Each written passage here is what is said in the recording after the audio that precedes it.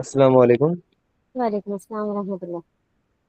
الحمد للہ رب العالمین والصلاۃ والسلام علی رسول الامین حسبنا اللہ ونعم الوکیل رب اشرح لی صدری ویسر لی امری واحلل عقدۃ من لسانی یفقہوا قولی۔ سورہ مومنین آیت نمبر 8 پر آج مطالعہ ہے، اور اس سے پہلے جو مومنوں کی خوبیاں ہم نے وہ پڑھی ہیں، اس میں سے سب سے پہلی تو ایمان لانا ہی ہے کہ ایمان لانے کے بعد اصل وہ جو کامیابی ہے وہ اصل ایمان لانے کے بعد ہے۔ پھر جو پہلی خوبی ہم نے پڑھی تھی وہ تھا کہ نماز میں کا وہ خوشو، مومن نماز میں اپنی وہ خوشو اپناتے ہیں۔ اس کے بعد دوسری خوبی جو ہے ایمان لانے کے بعد وہ ہے بیکار کی باتوں سے دور رہتے ہیں، یعنی لغویات سے وہ دور رہتے ہیں۔ تیسری خوبی زکوٰۃ کے طریقے پہ وہ عمل کرتے ہیں، یعنی اپنا تزکیہ وہ کرتے رہتے ہیں۔ اور چوتھی خوبی وہ اپنی شرمگاہوں کی حفاظت کرتے ہیں سوائے اپنی بیویوں کے، اور جو اس کے علاوہ کچھ اور چاہے وہی جاتی کرنے والے تھے۔ یعنی یہ چار خوبی ہم ابھی تک مومنوں کی پڑھ چکے ہیں۔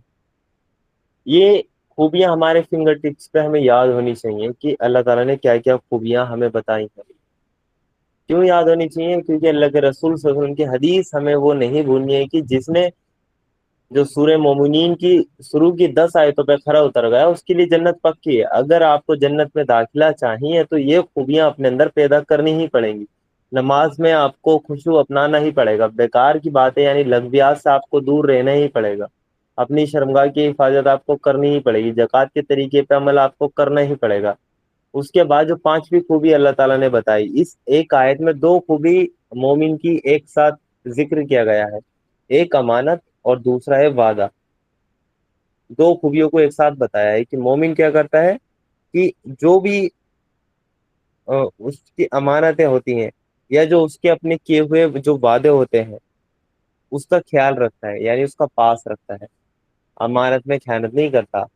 وہ کبھی مومن وعدہ خلاف آپ کو نہیں ملے گا۔ تو دو خوبیاں اور ایڈ ہو گئی، یعنی 5ویں نمبر کی امانت ہے اور 6 نمبر کی اس میں وعدہ ہے۔ تو یہ دو خوبی مومن کے اندر اور پیدا ہوتی ہیں۔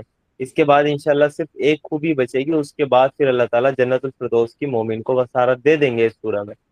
تو ہمیں یہ دیکھنا ہے کہ مشکل سے 7-8 خوبیاں ہیں، یہ اگر ہم اپنے اندر پیدا کر لیں تو اللہ کے رسول صلی اللہ علیہ وسلم کے بقول ہم جنت میں داخلہ ہمارا آسان ہو سکتا ہے۔ تو ہمیں کوشش کرنی ہے۔ تو پہلی خوبی پر ہم بات کر لیتے ہیں کہ مومن کیا کرتا ہے، اپنی امانتوں اور اپنے کیے ہوئے عہد و پیمان یعنی وعدوں اور سمجھوتوں کا خیال رکھتا ہے۔ یہاں جو امانت کی بات چل رہی ہے اپنے اندر ہر چیز کو سمیٹے ہوئے، جیسے ایک وہ امانت ہے جو اللہ تعالیٰ نے انسانوں کے سپرد کی ہے، وہ بھی امانت ہے، اس کا بھی مومن کو خیال رکھنا ہے۔ دوسری امانت کیا ہے کہ جو سماج ہے وہ کچھ جو سماج نے بھی انسان کے حوالے یا کسی شخص کے حوالے کچھ نہ کچھ امانت کی ہوتی ہے، اس کا بھی خیال رکھنا ہے۔ اور تیسری کیا امانت ہے کہ کوئی آپ کا دوست ہے، آپ کا فرینڈس ہے، آپ کے فیملی والے ہیں، آپ کے جان پہچان کے ہیں، وہ آپ کے پاس کچھ امانت رکھ دیں تو اس کا بھی آپ کو خیال رکھنا ہے۔ یعنی 3 امانتیں مینلی ہے۔ پہلی ہے اللہ تعالیٰ کی دی ہوئی امانت، اس کا بھی مومن خیال رکھتا ہے۔ جو سماج اس پہ ذمہ داری ڈالتا ہے، اس کو امین بناتا ہے، وہ اس کا بھی خیال رکھتا ہے۔ جو لوگ اس کو امین بناتے ہیں، اس کے پاس امانتیں رکھتے ہیں، اس کا بھی وہ خیال رکھتا ہے۔ اور یہ اتنی مومن کی اتنی بہترین خوبی ہے کہ اللہ کے رسول صلی اللہ علیہ وسلم نے بھی اس کا ذکر کیا ہے، ان کی لائف میں بھی ہمیں یہ خوبی دیکھنے کو ملتی ہے۔ یہاں تک کہ جب نبوت کا اعلان بھی نہیں کیا تھا، یعنی جو وحی تھی اس کا آنا، اس کا آغاز بھی نہیں ہوا تھا، تب بھی اللہ کے رسول صلی اللہ علیہ وسلم پورے مکہ میں فیمس تھے۔ ان کو صادق اور امین کہا جاتا تھا، یعنی ان سے سچا کوئی نہیں، ان سے وہ زیادہ امانت دار کوئی نہیں پورے مکہ میں۔ یہاں تک کہ جب انہوں نے اپنی نبوت کا اعلان کر دیا اور ایک دعوت کا انہوں نے آغاز کر دیا، اس کے بعد بھی کیا ہوا، لوگ باغ ان کی دعوت پر تو ایمان نہیں لائے، اکثریت ان کی دعوت پر ایمان نہیں لائی، لیکن اپنی امانتیں، اپنی قیمتی چیزیں اللہ کے رسول صلی اللہ علیہ وسلم کے پاس رکھا کرتی تھے۔ اتنا ان پر ٹرسٹ تھا، اتنے وہ امین تھے، اتنے وہ امانت دار تھے، یہاں تک کہ پورا مکہ جب मक्की जिंदगी का आखिरी दौर था, तो पूरा मक्का उनको वो कत्ल करने पर तुल गया था। जो दारुल वो नदवा है, जहाँ कुफार बैठकर मीटिंग किया करते थे, वहां से बिल पास हो चुका था कि अल्लाह के रसूल सल्लल्लाहु अलैहि वसल्लम को कत्ल कर दिया जाए। और फिर अल्लाह के रसूल सल्लल्लाहु अलैहि वसल्लम के पास जब अल्लाह ताला की तरफ से वही आई और हिजरत का हुक्म हो गया, तो अल्लाह के रसूल सल्लल्लाहु अलैहि वसल्लम चाहते तो जितनी भी अमानतें थी उनके पास कुफार की, सब लेकर चले जाते। कोई उनसे की बोलने वाला नहीं था। वो कह देते कि भाई आप तो हमारी जान के ही प्यासे हो गए थे, इसलिए अमानतें कौन मांगता, कोई नहीं। लेकिन अल्लाह के रसूल सल्लल्लाहु अलैहि वसल्लम ने ऐसे टाइम पर भी, जब उनको पता था कि पूरा मक्का मेरे खिलाफ है, मेरा कत्ल करने के लिए ये उतारू हैं और प्लानिंग इन्होंने कर ली है, तो जब मदीना के लिए हिजरत की तो अपने बिस्तर पर हजरत अली रजी अल्लाह अन्हु को वो सुला कर आए, और जितनी भी अमानतें थी मक्के वालों की, सब उनके सुपुर्द करके आए कि आप मदीना सुबह को आएंगे, ये सारी अमानतें मक्का वालों को वापसी करेंगे और फिर आप की मदीना आएंगे। किसी एक की भी अमानत वो लेकर नहीं गए। और हजरत अली का कौल है कि जब उनके बिस्तर पे, जब अल्लाह के रसूल सल्लल्लाहु अलैहि वसल्लम से उन्होंने ये अल्फाज सुने कि तुम सुबह को मदीना आना, यानी उनको ये इत्मीनान था कि मैं सुबह तक जिंदा रहूंगा, क्योंकि अल्लाह के रसूल सल्लल्लाहु अलैहि वसल्लम ने ऐसा कहा है। और वो अल्लाह के रसूल सल्लल्लाहु अलैहि वसल्लम के बिस्तर पे लेट गए कुफार को मतलब धोखा देने के लिए, कि ताकि ये मुझे वो समझ लें, रसूल समझ लें, और अल्लाह के रसूल सल्लल्लाहु अलैहि वसल्लम आसानी से हिजरत कर जाएं। तो वो बड़े इत्मीनान से उनकी बिस्तर पर सोए, क्योंकि उन्हें इत्मीनान था कि अल्लाह के रसूल ने अगर कह दिया कि मुझे सुबह मदीना के लिए निकलना है, तो इसका मतलब मैं सुबह तक जिंदा रहूंगा। तो हमें अल्लाह के रसूल सल्लल्लाहु अलैहि वसल्लम से भी ये बात सीखने को मिलती है कि वो नबूवत का ऐलान करने से पहले भी सादिक और अमीन थे, अमानतदार थे। और जब नबूवत का ऐलान किया, पूरा मक्का भी उनके मुखालिफ हो गया। उनके कत्ल के फतवे तक आ, जो कुफार ने वो दाखिल कर दी, प्लानिंग कर ली, रणनीति बना ली। ऐसे मौके पर भी फिर तो दूसरे का माल भी आपके लिए जायज हो जाएगा ना। इंसान क्या कहेगा, भाई अब तो जंग है, जंग में तो माले गनीमत की मिलती है। लेकिन ऐसे मौके पे भी अल्लाह के रसूल सल्लल्लाहु अलैहि वसल्लम के पास लोग अपनी अमानतें रखा करते थे, यानी उन पर ईमान नहीं ला रहे, लेकिन अमानतें उनके पास ही रखा करते थे। और अल्लाह के रसूल सल्लल्लाहु अलैहि वसल्लम ने भी उनका इतना इतना ख्याल रखा कि उन अमानतों को वापसी देकर ही वो मतलब कि मदीना उन्होंने हिजरत की। तो ये बड़ी बेहतरीन चीज है। और ये आपको सीरत इब्ने हिसाम में मिल जाएगी। सीरत इब्ने कसीर, जो अल्लाह के रसूल सल्लल्लाहु अलैहि वसल्लम की सीरत की बुक है, वहाँ इंशाल्लाह ये सब आपको, ये वाक्या आपको तफसील से मिल जाएगा। तो ये अमानत है। और अमानत में और क्या चीज है कि ईमान वालों की ये जो खूबी है, वो कभी भी अमानत में खयानत कर ही नहीं सकता। ये एक मोमिन की सिफात है, ये एक बेहतरीन खूबी है। सही बुखारी की हदीस भी वो हमारे सामने पड़ी गई है, जिसमें मुनाफिक की चार निशानियां हैं। और जिसके अंदर ये चार निशानियां पाई गई वो पक्का मुनाफिक है। अल्लाह के रसूल सल्लल्लाहु अलैहि वसल्लम ने फरमाया मुनाफिक की चार निशानियां हैं, और जिसमें चारों निशानियां पाई गई वो पक्का मुनाफिक है। उसके निफाक में फिर कोई शक नहीं, जिसके अंदर चारों ये निशानियां पाई गई। उसमें से पहली क्या है? पहली उसमें ये कि वो जब उसे कोई अमानत दी जाए, किसी चीज का अमीन बनाया जाए, तो वो उसमें खयानत करे। अगर वो किसी से वादा करे तो वादा खिलाफी करे, वो बात करे तो झूठ बोले, और उसके मिजाज के खिलाफ कोई बात जाए तो एकदम से गुस्से में आ जाए और गाली गलौज पर वो उतर आए। ये है मुनाफिक की चार निशानियां। और फिर अल्लाह के रसूल सल्लल्लाहु अलैहि वसल्लम ने हदीस में फरमाया कि इनमें से अगर उसके अंदर कोई एक भी पाई जा रही है तो भी उसके अंदर निफाक है। अगर एक पाई जा रही है तो वो एक चौथाई मुनाफिक है, दो पाई जा रही है तो दो चौथाई मुनाफिक है, आधा मुनाफिक है, तीन पाई जा रही है तो तीन चौथाई वो मुनाफिक है। जिसमें चारों पाई जा रही है उसके निफाक में कोई शक नहीं। तो दो मुनाफिक की जो अलामतें हैं वो हमारी आयतों में भी हैं, अमानत में खयानत और वादा खिलाफी। मोमिन इसका ख्याल रखता है और मुनाफिक इसका ख्याल नहीं रखता है। तो हमें देखना है कि हमें कौन सी सफ में खड़ा होना है, मोमिन की सफ में या मुनाफिक की सफ में। और मुनाफिक का जो آخرت میں انجام ہوگا، جو اللہ تعالیٰ اس کو عذاب دے گا، وہ کفار سے بھی سخت ہوگا۔ منافق جہنم کے سب سے نچلے گڑھے میں پھینکا جائے گا، وہاں جھونکا جائے گا منافق، جہنم کے سب سے نچلے گڑھے میں، کفار سے بھی نیچے جائے گا وہ، کفار سے بھی سخت عذاب اس کو ہوگا۔ تو آج دیکھ لیجئے، یہ چاروں نشانیاں کیا ہمارے اندر موجود نہیں ہے؟ ہمارے جو معاشرے میں کتنی عام ہے یہ چیزیں۔ امانت میں خیانت دیکھ لیجئے وہ کتنے مسلمان کرتے ہیں۔ وعدہ خلافی میں آپ ہمارا حال دیکھ لیجئے، کسی سے وعدہ کر دیا تو بس کر دیا، اس کو نبھانا ہی نہیں ہے۔ کسی سے پیمنٹ لینی ہے وہ کل ڈالے گا، اس کو کل فون کرو وہ 2 دن بعد ڈالے گا، 2 دن بعد فون کرو 5 دن بعد ڈالے گا۔ وعدے پہ وعدے توڑے جاتے ہیں۔ یہ ہمارے معاشرے کا حال ہے۔ اور جھوٹ بولنے میں تو ہم ایکسپرٹ ہیں، فون پر تو سچ بولتے ہی نہیں ہیں۔ اور اس کے بعد اگر کوئی بات ہمارے مزاج کے خلاف جائے تو ہم گالی گلوچ پر اتر آتے ہیں۔ تو ہمارے جو گلی محلے ہیں ان کا حال ہمیں نہیں پتا، ایسی ایسی گالیاں سننے کو ملتی ہیں جو سنی بھی نہیں ہوتی پہلے کبھی۔ یہ گالیاں کون دیتے ہیں؟ مسلمان ہی دیتے ہیں۔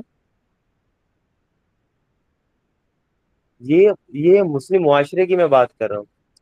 تو چاروں علامتیں پائی جا رہی ہیں نا، تو کہاں ہمارے اندر ایمان بچا؟ وہ منافق ہی ہیں ہم۔ صرف ہمارے اندر روایتی ایمان رہ چکا ہے، وہ ایمان رہ چکا عقیدے کے لیول تک، لیکن اصل میں حقیقی ایمان ہمارے اندر نہیں بچا ہے۔ اللہ تعالیٰ ہمیں معاف کرے۔ اور ایک اور حدیث ہے جو کہ ہمیں سنن بہقی میں ملتی ہے، اور مسند احمد میں بھی وہ حدیث ہمیں ملتی ہے کہ نبی صلی اللہ علیہ وسلم اکثر اپنے خطبوں میں فرمایا کرتے تھے، جو امانت کی جو امانت کی خوبی نہیں رکھتا وہ ایمان نہیں رکھتا، اور جو وعدے کا پاس نہیں رکھتا وہ دین نہیں رکھتا۔ یعنی امانت اور وعدے کو جو ہے نا، اللہ کے رسول صلی اللہ علیہ وسلم نے ایمان سے اور دین سے اس کو جوڑا، کہ جس میں امانت داری نہیں اس کے اندر ایمان ہی نہیں، جس کے اندر وعدے کا پاس ہی نہیں اس کا کوئی دین ہی نہیں۔ کیا مطلب کا؟ یعنی امانت آپ کے پاس رکھی گئی ہے، اللہ گواہ ہے اس بات کا، اور آپ اس کی امانت میں خیانت کر رہے ہیں، تو کیا ہوگا اس سے؟ اس کا مطلب آپ کا ایمان نہیں ہے اللہ تعالیٰ پر، آپ کا ایمان نہیں ہے آخرت پر، تو اس کا کوئی ایمان نہیں جو امانت میں خیانت کرے۔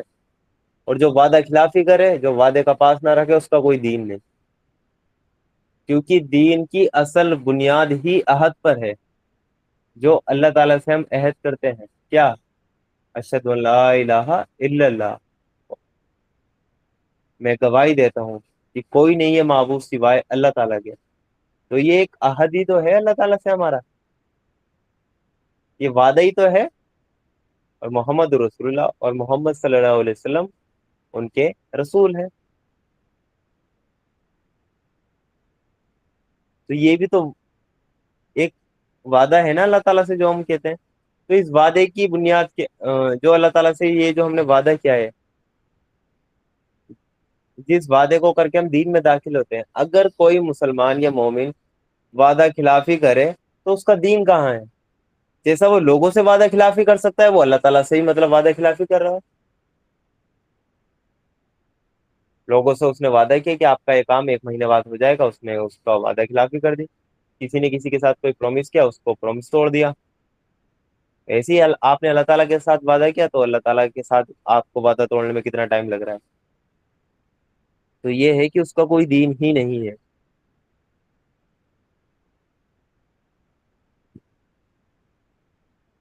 اور آ، وعدوں کے تعلق سے بھی تھوڑی ہم بات کر لیتے ہیں کہ جو وعدے ہوتے ہیں یعنی جو سمجھوتے ہوتے ہیں، اس میں ایک تو وہ وعدہ ہے جو انسان اور خدا کے بیچ کے وعدے ہیں، جیسے انسان کلمہ پڑھتا ہے، اللہ تعالیٰ سے وعدہ کرتا ہے، اور خدا کے بھی کچھ وعدے ہیں، انشاءاللہ اس کو ہم آگے بھی ڈیٹیل سے جانیں گے۔ اس کے علاوہ اور کچھ وعدے ہیں کہ انسان کے بیچ یا قوم اور قوم کے بیچ طے پائے جاتے ہیں، یعنی انسان کا انسان سے بھی وعدہ ہوتا ہے، اور ایک قوم کا دوسری قوم سے بھی کوئی نہ کوئی وعدہ معاہدہ ہوتا ہے، ایگریمنٹ وغیرہ ہوتے ہیں۔ تو مومن کیا کرتا ہے؟ ان کی پاسداری کرتا ہے، جو وہ اللہ تعالیٰ سے وعدہ کرتا ہے اس کی بھی، جو وہ کسی انسان سے وعدہ کرتا ہے اس کی بھی پاسداری کرتا ہے. جب وہ ایک قوم کی حیثیت سے، ایک امت کی حیثیت سے دوسرا انٹرنیشنل اگر کوئی ٹریٹی کرتا ہے کہ اتنی مدت تک یہ ٹریٹی ہے، 10 سال تک ہمارا پیکٹ ہے، تو وہ اس چیز کا بھی خیال رکھتے ہیں مومن. اور امانت کے تعلق سے ایک ہمیں قرآن کی ایک آیت ملتی ہے، بڑی بہترین آیت ہے سورہ بقرہ میں. وہ آیت ہے 283 نمبر پہ آپ کو ملے گی. اگر تم میں سے کوئی شخص دوسرے پر بھروسہ کر کے اس کے ساتھ کوئی معاملہ کرے، تو جس پر بھروسہ کیا گیا اسے چاہیے کہ امانت ادا کرے اور اپنے رب اللہ سے ڈرے. یعنی کوئی ایک شخص دوسرے شخص پر بھروسہ کر کے اس کے ساتھ کوئی معاملہ کرے یا اسے کوئی امانت دے، تو جس پر بھروسہ کیا گیا ہے نا، تو اسے چاہیے کہ امانت ادا کرے اور اپنے رب اللہ تعالی سے ڈرے. جو آپ کے پاس امانت رکھی گئی ہے اس میں اللہ تعالی سے ڈرنا چاہیے. ایک اور حدیث ہمیں ملتی ہے سنن ابو داؤد میں 4868 نمبر پر ہے، جو حضرت جابر بن عبداللہ رضی اللہ عنہ سے روایت کرتے ہیں. رسول اللہ صلی اللہ علیہ وسلم نے فرمایا، جب کوئی تم سے بات کرتے ہوئے ادھر ادھر سے چوکنا ہو رہا ہو کہ وہ کہیں کوئی سنتا تو نہیں، تو یہ بات امانت ہے. یعنی اگر کوئی تم سے بات کرتے ہوئے ادھر ادھر دیکھ رہا ہے، چوکنا ہو رہا ہے کہ کہیں کوئی سن تو نہیں رہا ہے، تو یہ اس کی کہی ہوئی بات بھی امانت ہے. اس حدیث سے ہمیں پتہ چلا جو باتیں ہوتی ہیں نا وہ بھی امانت ہوتی ہے. ہم صرف امانت میں جو کاؤنٹ کرتے ہیں نا، وہ کوئی چیز کاؤنٹ کرتے ہیں کہ اس نے مجھے کوئی چیز دی، کوئی پیسہ دیا تو وہ امانت ہے. نہیں، باتیں بھی امانت ہوتی ہیں. جو باتیں آپ کو کسی نے اگر بتائی ہیں تو وہ باتیں آپ کے پاس امانت ہیں، وہ آپ آگے شیئر نہیں کریں گے. یا آپ کسی چیز کا پارٹ ہیں، آپ کسی تنظیم کا، کسی آرگنائزیشن کا پارٹ ہے، وہاں جو باتیں ہو رہی ہیں وہ بھی ایک امانت ہے. تو یہ مومن کی ایک صفت ہے کہ وہ ان امانت کا خیال رکھتا ہے، ان باتوں کا خیال رکھتا ہے، ان کو باہر لیک نہیں کرتا ہے. ٹھیک ہے، ان کو آرگنائزیشن سے، تنظیم سے باہر لے کر نہیں جاتا ہے. تو باتیں بھی امانت ہوتی ہے. صرف چیز کو ہی امانت نہ سمجھے، بلکہ جو باتیں ہوتی ہیں وہ بھی امانت ہے. اور صرف باتیں ہی نہیں، جو عہدہ ہوتا ہے وہ بھی امانت ہے. جو کرسی ہوتی ہے نا، جو گدی ہے، وہ بھی امانت ہے. آپ کو کوئی عہدہ دیا گیا ہے تو وہ عہدہ ایک امانت ہے آپ کے پاس. سورہ نساء آیت نمبر 58 میں اللہ تعالیٰ نے فرمایا، مسلمانوں، اللہ تمہیں حکم دیتا ہے کہ امانتیں امانت داروں کے سپرد کرو، اور جب لوگوں کے بیچ فیصلہ کرو تو انصاف کے ساتھ کرو. اللہ تم کو نہایت اچھی نصیحت کرتا ہے، یقیناً اللہ سب کچھ سنتا اور دیکھتا ہے. تو اس قرآن کی آیت میں اللہ تعالیٰ نے بتایا اللہ تمہیں حکم دیتا ہے کہ امانتیں امانت داروں کے سپرد کرو. یہاں کیا بتایا گیا؟ جو حکومت کو چلانے کے لیے جو باغ ڈور ہے، جو وہ عہدے ہیں جو آپ کی حکومت کو چلائیں گے، آپ کی حکومت میں یہ شخص یہ ہے، تو وہ عہدہ بھی امانت ہے. وہ عہدہ بھی امانت ہے. تو مسلمانوں کو اللہ تعالیٰ کہہ رہے ہیں کہ امانتیں امانت داروں کے سپرد کرو. یعنی آپ دیکھو کہ آپ اپنے ملک کی باغ ڈور کس کے ہاتھ میں رکھ رہے ہو. وہ امانت دار ہے یا نہیں ہے، وہ اس عہدے کو سنبھال پائے گا یا نہیں وہ سنبھال پائے گا. اس کے اندر خوبی ہے یا نہیں ہے، وہ نیک اور پرہیزگار ہے یا نہیں ہے، اس کے اندر وہ کیپیبلٹی ہے یا نہیں ہے. ایسا نہیں ہے کسی کو بھی اٹھایا آپ نے، ٹپری والے کو یا کسی کو بھی اٹھا کے پرائم منسٹر بنا دیں گے آپ. ایسا نہیں ہوتا. اس میں خوبیاں دیکھی جاتی ہیں، وہ خوبیاں ہیں یا اس میں نہیں ہے. تو وہ عہدہ بھی امانت ہے. اور اس کی وجاہت ہمیں صحیح بخاری میں ملتی ہے. اگر آپ کو یقین نہ ہو کہ عہدہ کیسے امانت ہو سکتا ہے، صحیح بخاری میں ایک حدیث ہمیں ملتی ہے 6496 نمبر پہ، جس میں اللہ کے رسول صلی اللہ علیہ وسلم نے فرمایا، جب امانت برباد کی جائے تو قیامت کا انتظار کرو. یعنی جب امانت میں خیانت کی جائے، جب امانتیں برباد کی جائیں تو قیامت کا انتظار کرو. تو پوچھا گیا یا رسول اللہ صلی اللہ علیہ وسلم، امانت وہ کس طرح برباد کی جائیں گی؟ تو اللہ کے رسول صلی اللہ علیہ وسلم نے فرمایا، جب کام نااہل لوگوں کے سپرد وہ کر دیے جائیں تو قیامت کا انتظار کرو.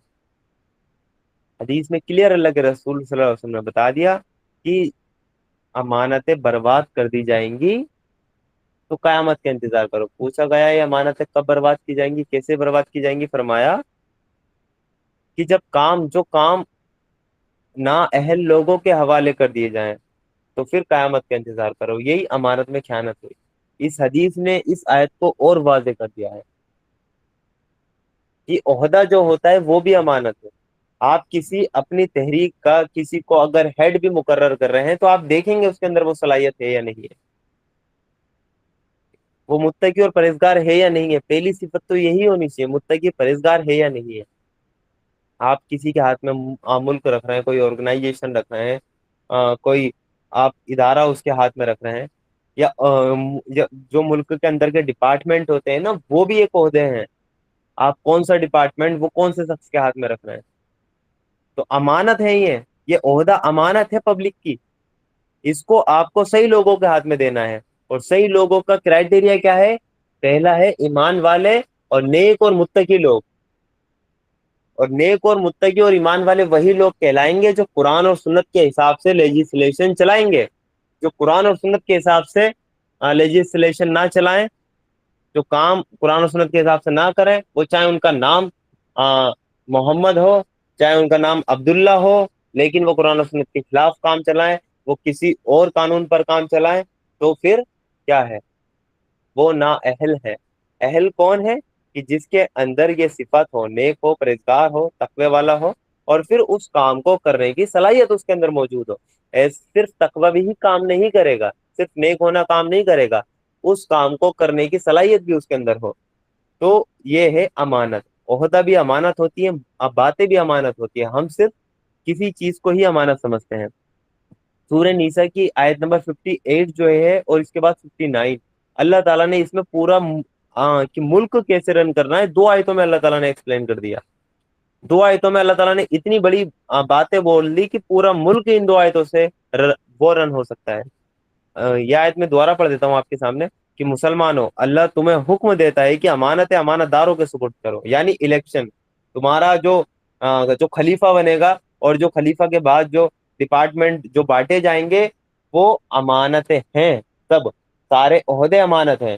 تو وہ مسلمانوں تمہارے اوپر یہ فرض ہے, اللہ تعالیٰ نے مسلمان کہا, یہ تمہارے اوپر فرض ہے کہ امانت داروں کے حوالے کرنی ہے. آپ کو کسی نااہل کے حوالے نہیں کر دینا. یعنی گورنمنٹ جو فارم ہوگی اسلامک حکومت میں وہ ایسا ہوگی.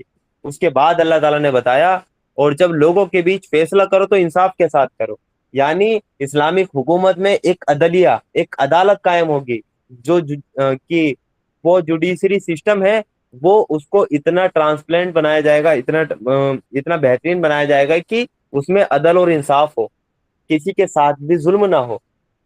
تو پہلا ہو گیا لیجسلیشن, یعنی جو عہدے پہ جو لوگ فائز ہوں گے وہ نیک اور پرہیزگار ہونے چاہیے. پھر عدلیہ بھی قائم ہونی چاہیے, عدالت بھی قائم ہونی چاہیے, سپریم کورٹ بھی ہونی چاہیے, اور وہاں پر انصاف ہونا چاہیے. اللہ تم کو نہایت اچھی نصیحت کرتا ہے, اور یقیناً اللہ سب کچھ سنتا اور دیکھتا ہے. اس کے بعد آیت نمبر 59 ہے, اس کا مفہوم میں آپ کو بتا دیتا ہوں. انشاءاللہ کبھی ان 2 آیتوں پہ پوری طرح ان کو کھولا جائے گا کہ کیسے 2 آیتوں میں اللہ تعالیٰ نے پورا اسٹیٹ, پورا ملک رن کر کے دکھا دیں گے اللہ تعالیٰ. اس کے بعد آیت نمبر 59 آتی ہے کہ اگر تمہارے بیچ کوئی اختلاف ہو جائے تو کیا کرنا ہے. پہلے اللہ تعالیٰ نے کہا حکم مانو اللہ تعالیٰ کا اور اس کے رسول کا, اطاعت کرو اللہ کی, اس کے رسول کی. آیت نمبر 59 میں یعنی اب آپ کو امانت مل گئی ہے, عہدہ مل گیا ہے, آپ نے ایک عدلیہ, ایک سسٹم آپ نے وہ قائم کر لیا ہے. اب اس کے بعد کیا کرنا ہے, کیسے چلائیں گے؟ اطاعت کرو اللہ کی کتاب کی اطاعت کرو, اس کے اکارڈنگ چلے گا. اطاعت کرو رسول کی, سنت کے اکارڈنگ چلے گا. اور امر بالمعروف, تم میں سے جو معاملوں کے جانکار ہو, یعنی جو جس ڈپارٹمنٹ کا وہ جانکار ہو, ان سے رائے مشورے سے, یعنی ایک شورا, ایک فارم کرو. یعنی جو تمہارا ایلیٹ طبقہ ہے وہ ایک شورا بنائے, یعنی ایک پارلیمنٹ کی اس کو آپ نام دے سکتے ہیں آج کے ٹائم میں, کہ ایک شورا کمیٹی, ایک فارم ہو, اور وہاں رائے مشورہ ہو, اور اس رائے مشورے سے یہ ملک رن کرے. اور پھر اللہ تعالیٰ نے آگے کہہ دیا, یہ 3 کرائٹیریا بتا دی کہ ملک رن ایسا ہوگا. پھر بتا دیا اگر تم میں اختلاف ہو جائے, کسی مسئلے کو لے کر اختلاف ہو جائے, تو پھر کیا کرنا ہے, پھر کس کی ماننی ہے. اگر کسی مسئلے کو لے کر اختلاف ہو جائے تو اللہ تعالیٰ نے کہہ دیا تو پلٹو اللہ اور اس کے رسول کی طرف. تم میں اختلاف ہو گیا تو پھر کیا مطلب کہاں نا, یہ دیکھو اللہ کی کتاب میں کیا اور رسول کی وہ احادیث میں کیا, اللہ کے رسول صلی اللہ علیہ وسلم نے کیا کہا ہے, یہاں پلٹو. تو یہ دیکھیں, اور اس کے بعد اور یہ آیت کا اور بڑا مفہوم ہے. تو اصل چیز یہ تھی شاید سے جو میں رکھنا چاہ رہا تھا کہ جو عہدے ہوتے ہیں وہ بھی امانت ہیں. اگر ہم کسی شخص کو بھی اگر اس عہدے پہ فائز کر رہے ہیں تو یہ کہیں ہم گناہ تو نہیں کر رہے ہیں کہ غلط شخص کو ہم نے چن دیا ہے. یہ گناہ ہے. یہ گناہ ہے. وہ شخص اللہ اور اس کے رسول کے اکارڈنگ اگر اس چیز کو رن نہیں کر رہا ہے, اطاعت کرنی ہے اللہ کی اور اس کے رسول کی, اگر وہ اس کے اکارڈنگ نہیں چلا رہا تو گناہ کا کام کر رہے ہیں آپ اس کو چن کر. اس پر ہمیں غور و فکر کرنا پڑے گا. یہ امانت ہم نے کس کے ہاتھ میں رکھ دی. اس سے بڑھیا یہ ہے کہ ہم نے امانت, ابھی ہمارے پاس آپشن نہیں ہے, ہم امانت دے ہی نہیں رہے کسی کو. ہماری امانت ہم اللہ تعالیٰ کے یہاں جواب دہ تو نہیں ہوں گے کسی بات کے. تو امانتیں, جو امانت دار لوگ ہیں ان کے حوالے ہمیں وہ کرنی ہی کرنی ہے. ٹھیک ہے. اور اس کے بعد جو ایسا نہ ہو کہ ایجوکیشن منسٹر کسی کو بنا دیا اور وہ خود 5ویں فیل ہو, تو یہ بھی تو عہدے کے ساتھ وہ امانت میں خیانت ہوئی. کسی کو فائنینس منسٹر بنا دیا اور اس کو فائنینس کا ایف نہیں پتا. کسی کو ہوم منسٹر بنا دیا, اس کو وہ کچھ نہیں پتا, وہ تو صرف ایک گنڈا آدمی تھا اور وہ ہوم منسٹر بن گیا. یہ دیکھنے کو ملتا ہے ہمارے معاشرے میں. تو امانتیں امانت داروں کے حوالے ہمیں کرنی. وہ دیکھیں جب تک آپشن اویلیبل نہیں ہے کہ نہیں دیں کسی کو بھی, نہیں کریں ان کے حوالے امانتیں, آپ سے پوچھ گچھ ہوگی. اور یہ تھا پھر کیا کرنا ہے, جو وہ صحیح بخاری کی حدیث میں نے پڑھی تھی دوبارہ پڑھ دیتا ہوں. کیا کرنا ہے ایسی کنڈیشن میں جب آپ کو نہ وہ لوگ صحیح نہ ملے تو پھر کیا کرنا ہے. اللہ کے رسول صلی اللہ علیہ وسلم نے فرمایا جب امانت برباد کی جائے تو قیامت کا انتظار کرو. جب امانتیں برباد کر دی جانے لگے تو صحابہ کرام نے پوچھا تھا یا رسول اللہ امانتیں کس طرح برباد کی جائیں گی. تو اللہ کے رسول صلی اللہ علیہ وسلم نے فرمایا تھا جب کام نااہل لوگوں کے سپرد کر دیے جائیں تو قیامت کا انتظار کرو. اب ایسا دور آ چکا ہے تو کیا کرنا ہے, ہمیں ان کو سپورٹ نہیں کرنا ہے. پھر ہمیں خیر منانی چاہیے کہ اللہ تعالیٰ کا عذاب وہ پتہ نہیں اس امت پر, اس قوم پر وہ کس ٹائم ٹوٹ پڑے. اس کے بعد سب سے بڑی امانت جس کا بھی ذکر کیا گیا تھا, اور اس امانت کے بنا اگر ہم امانت پہ کتنی بھی بات کر رہے ہیں لیکن اس امانت کا ہم نے ذکر نہیں کیا تو بات ادھوری ہے. وہ امانت ہے قرآن جو ہمارے پاس موجود ہے. یہ قرآن بھی امانت ہے کہ اللہ تعالیٰ نے ہمارے پاس امانت دی ہے. کہیں اس میں تو ہم خیانت نہیں کر رہے. ہم نے بڑا چھوٹا مفہوم اس کا سمجھ رکھا ہے کہ کسی نے پیسے رکھ دیے, سامان رکھ دیے تو اس کو ایز اٹ از واپسی کرنا یہ امانت ہے. وہ بھی امانت ہے لیکن صرف اتنا نہیں ہے, باتیں بھی امانت ہوتی ہیں, عہدہ بھی امانت ہوتی ہے. یہاں تک کہ اللہ تعالیٰ کا جو قرآن ہے یہ سب سے بڑی امانت ہے. امانتوں میں سب سے بڑی امانت اللہ تعالیٰ کا یہ قرآن ہے. اور اس کی دلیل ہمیں سورہ احزاب میں ملتی ہے آیت نمبر 72 اور 73 میں, جس میں اللہ تعالیٰ فرماتے ہیں ہم نے اس امانت کو یعنی قرآن کو, ہم نے اس امانت کو آسمانوں اور زمینوں اور پہاڑوں کے سامنے پیش کیا تو وہ اسے اٹھانے کے لیے تیار نہ ہوئے اور اس سے ڈر گئے, مگر انسان نے اسے اٹھا لیا, بے شک وہ بڑا ظالم اور جاہل ہے. تو اللہ تعالیٰ نے یہاں جو اس آیت میں ذکر کیا نا وہ قرآن کا نام بھی نہیں لیا, قرآن کو ڈائریکٹ امانت کہا ہے کہ ہم نے اس امانت کو آسمانوں اور زمین اور پہاڑوں کے سامنے پیش کیا تو وہ اسے اٹھانے کے لیے تیار نہ ہوئے اور اس سے ڈر گئے, مگر انسان نے اسے اٹھا لیا, بے شک وہ بڑا ظالم اور جاہل ہے. عالم ارواح میں جب روح ہماری بنا دی گئی تھی اور ہم سے اللہ تعالیٰ نے وعدہ لے لیا تھا کہ وہ تمہارا رب کون ہے, اور ہم سب نے اللہ تعالیٰ کو توحید کا وعدہ کیا تھا, انشاءاللہ اس کو بھی ہم آگے دیکھیں گے. اس کے بعد کا یہ واقعہ ہے کہ اللہ تعالیٰ نے ایک اسکیم رکھی تھی ہر مخلوق کے سامنے. ایک اسکیم تھی اللہ تعالیٰ کی, ایک پالیسی تھی کہ دیکھیں میں جتنی بھی مخلوق بناتا ہوں, جیسے فرشتے بنائے تو انہیں فری ول نہیں دی اللہ تعالیٰ نے. ٹھیک ہے, تو اللہ تعالیٰ نے کہا کہ میں ایک ایسی فری ول دینا چاہتا ہوں کہ انسان اگر اس ایگزام میں پاس ہو جائے میں اس کو فری ول دوں گا, اس کو کیا کرنا ہے میری عبادت کرنی ہے, میری اطاعت اور فرمانبرداری کرنی ہے. اس کے لیے میں راستے آسان کروں گا, اس کی ہدایت کے لیے میں پیغمبر بھیجوں گا. پوری اسکیم سمجھائی ساری مخلوق کو, انہی میں سے پیغمبر اٹھاؤں گا. ٹھیک ہے, پوری اسکیم سمجھانے کے بعد اللہ تعالیٰ نے کہا کہ کون اس کے لیے تیار ہوگا, کہ انہیں کہ وہ کچھ دن کی زندگی رہے گی, وہ چند سالوں کی زندگی رہے گی, اس کو کاٹ کے آنا ہے. ایگزام میں پاس ہو کر جو آیا وہ میری سلطنت کا سب سے بہترین مخلوق وہ بن جائے گی, سب سے افضل وہ مخلوق بن جائے گی. اللہ تعالیٰ کے بعد اسی مخلوق کا درجہ ہوگا. تو یہ آفر تو بڑا تکڑا تھا. اس کے لیے کون ہاں نہ کہتے؟ اللہ کے بعد اس کا درجہ. اس کو اپنی جنتیں، بڑی بڑی جنت ملیں گی اس مخلوق کو، ایک ایک انسان کو.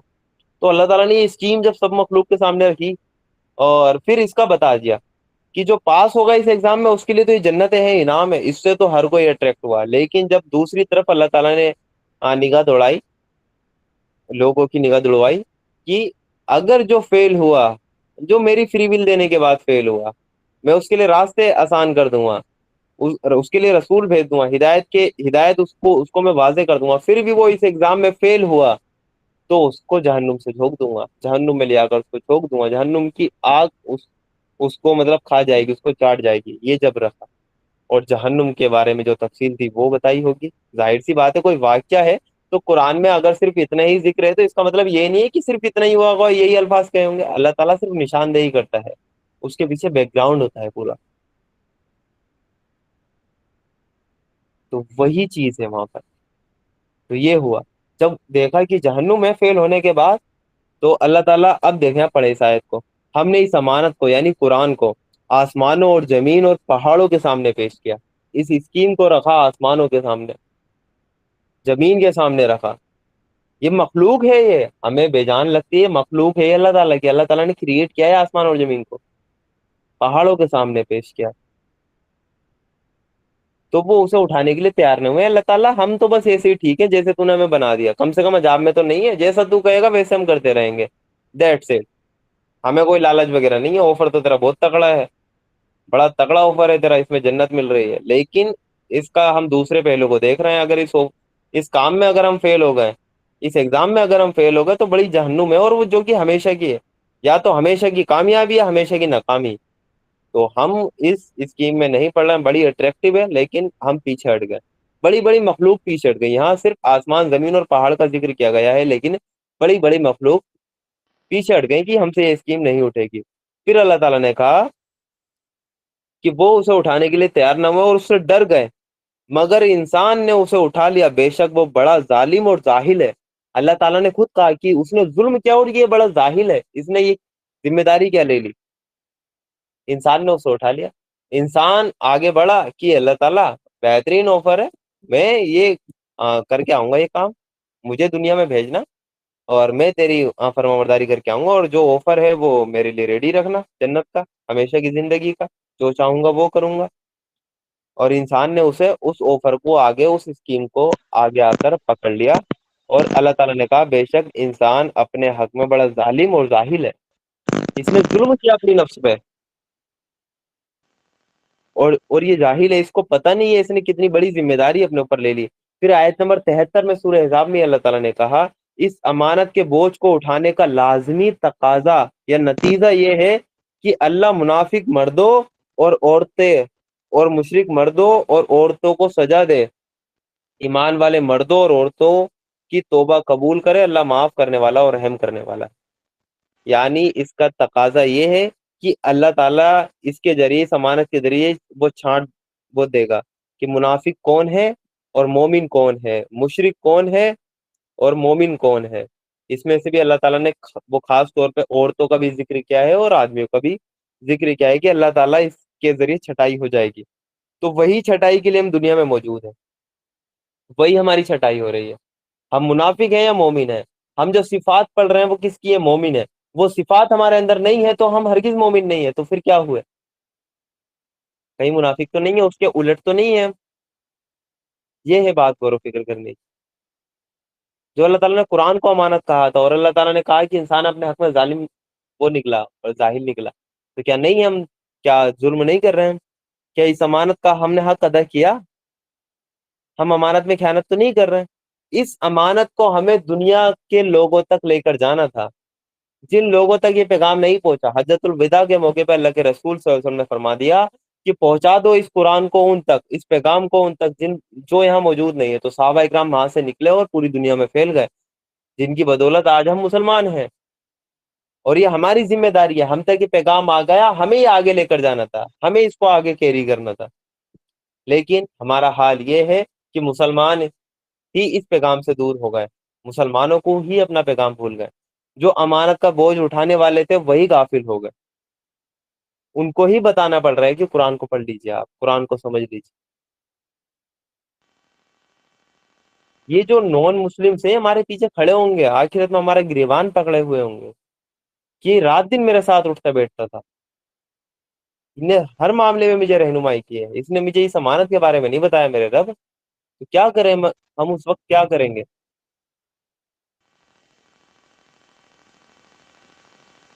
ہم اس امانت پہ خود عمل کر رہے ہیں. ہمیں اندازہ ہے ہم کتنا بڑا وعدہ کر کے اللہ تعالیٰ سے آ گئے. ابھی اندازہ نہیں ہوگا. جب ایک موت آئے گی اس وقت اندازہ ہوگا کہ یہ تھا کیا. ہم تو ناکام ہو گئے. ہم نے تو اس کو ہواؤں میں لے لیا باتوں کو، اس امانت کو، اس قرآن کی دعوت کو تو ہم نے مذاق میں ہی لے لیا. تو ہمیں تب پتہ چلے گا.